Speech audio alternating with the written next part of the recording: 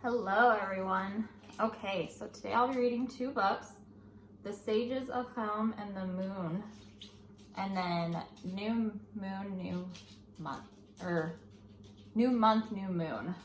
Sorry. Okay, so I will read this one first.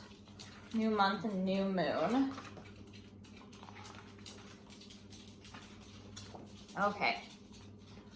My family drives along the steep desert road that leads to the Machtesh Ramon Canyon. We are going on a camping trip to celebrate Rosh Chodesh, the beginning of the new month in the Jewish calendar. When we arrive, we meet our guide Ira, who will be leading us on a special hike to learn about the moon.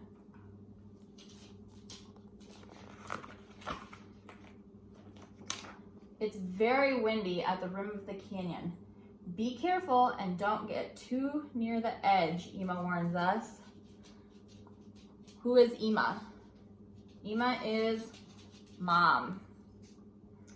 I look through Abba's binoculars. Abba? Dad. This evening, we'll look through the telescope, Ira promises.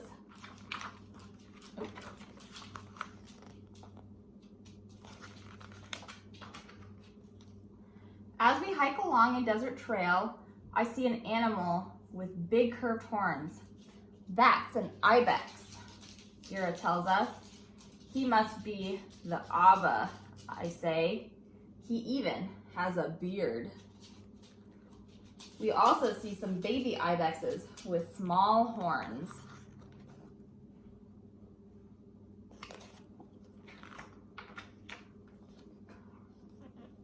The rows are such pretty colors, Talia says.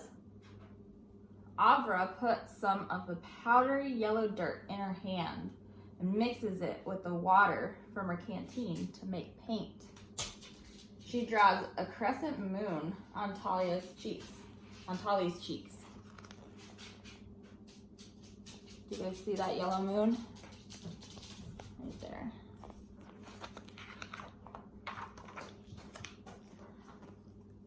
The moon sets early on Rosh Chodesh, Ira says. If we want to get a good look, we need to hurry. I watch as he sets up his telescope. The setting sun turns the canyon red and purple. A thin curve of moon hangs low in the sky like a sideways smile.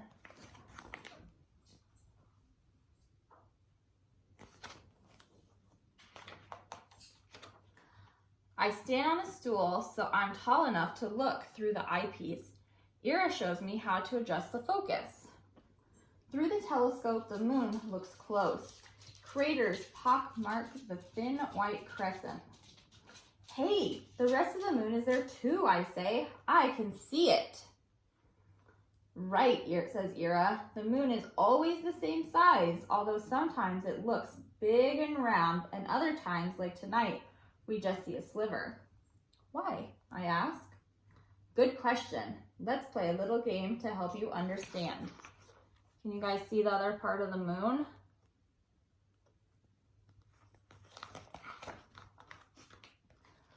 By now, the sky is dark. Ira lights a lantern on the tripod. In our game, this will be the sun, he tells us. He blows up a globe and gives it to me and Avra. You two hold the earth, Ira says. He gives Shoshana a model of the moon. The moon doesn't give off its own light, Ira says. It reflects the sun's light. Ira tells Shoshana to walk slowly in a circle around us. As the moon orbits the earth, we can see only the part of the moon that is facing the sun, he explains.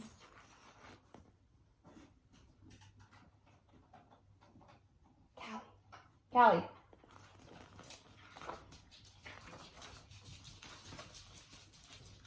As Shoshana walks around us, I watch the light from the lantern move across the face of the toy moon. Shoshana stops behind us. Look at the ball now, Ira says. I turn. What do you see? The moon is all lit up, I answer. Right. That's a full moon. We see the full moon when the earth is between the sun and the moon. Just like your globe is between the toy moon and the lantern.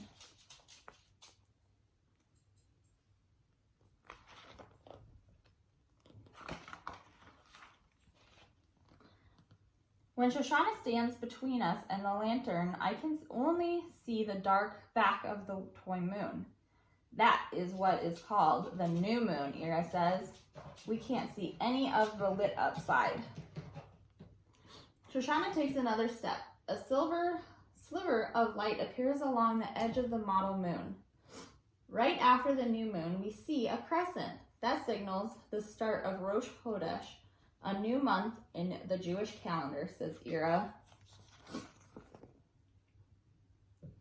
Can you see that little sliver of moon right there?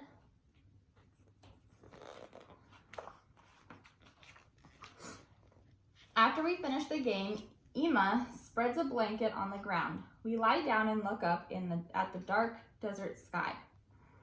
Ira uses a long laser beam to point out stars, constellations, and planets. I want a laser like that, I tell Abba. We take turns looking through the telescope again. Ira shows us the planet Jupiter. If you look closely, you can see 4 of Jupiter's moons, he says. 4 moons? How do they know when it's Rosh Chodesh? I ask. There aren't any people living on Jupiter, Abra tells me.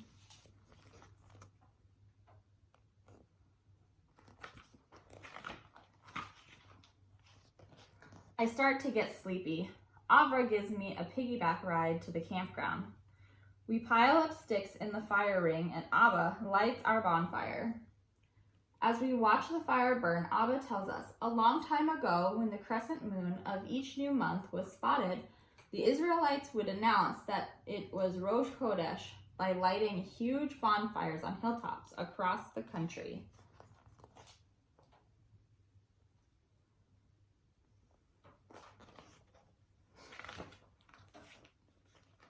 Time for snacks, Abba announces. Tali and I mix up dough and roll out pita bread.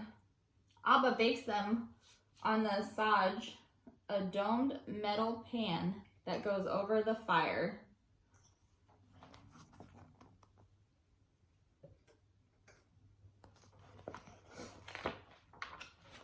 I hold up a pita. It looks like a full moon, I tell Tali. Ima opens a jar of chocolate spread. I smear some on half of my pita. Now it's a half moon, I say.